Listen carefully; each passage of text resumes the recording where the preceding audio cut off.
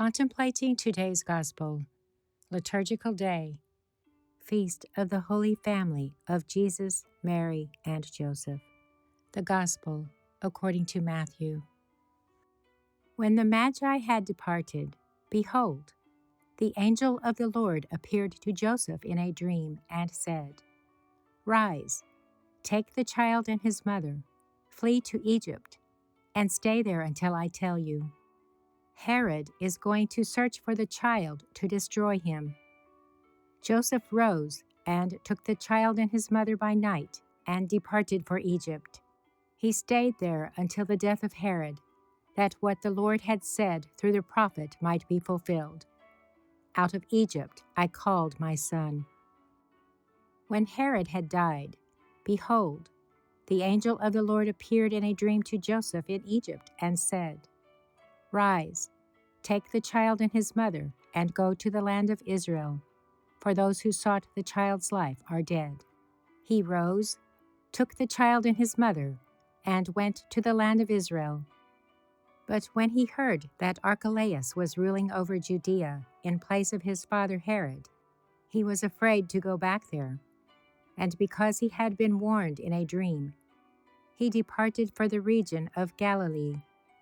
He went and dwelt in a town called Nazareth, so that what had been spoken through the prophets might be fulfilled. He shall be called a Nazarene. Commentary by Father Joan MATEO from La Fuliola, Spain. Rise, take the child and his mother, and go to the land of Israel. Today, we contemplate the mystery of the Holy Family. The Son of God begins his path through men in the midst of a plain family. It is the Father's design. The family will always be the irreplaceable human habitat. Jesus has a legal father that carries him, and a mother that is always by his side. God always used Saint Joseph, a just man, faithful husband, and responsible father, to protect the family of Nazareth. Rise, take the child and his mother, flee to Egypt, and stay there until I tell you. Today, more than ever before, the Church is expected to proclaim the good news of the gospel of the family and of life. Today, more than ever before, a deep inhuman culture trumpets, while trying to inflict it upon us, their anti-gospel of confusion and death. In the apostolic exhortation, Ecclesia in Europa, St. John Paul II reminded us, the Church must faithfully proclaim anew the truth about marriage and the family.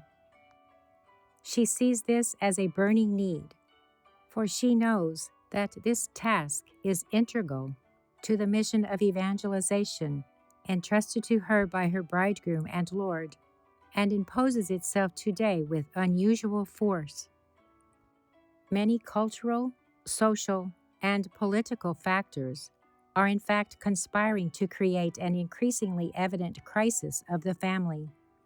In varying ways, they jeopardize the truth and dignity of the human person and call into question, often misrepresenting it, the notion of the family itself.